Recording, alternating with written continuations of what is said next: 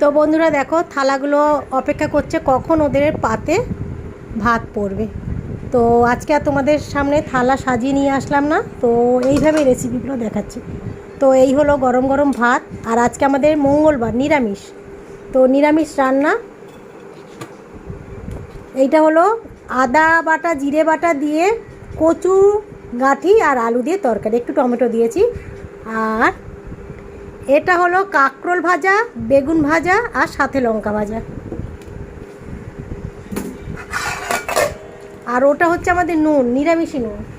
আর এখানে কাঁচকলা সিদ্ধ আর হলো আমের আচার নিয়েছি। আজকে আর টক করিনি, এই আমের আচারটা নিয়ে বসেছি শেষ পাতে খাওয়ার জন্য।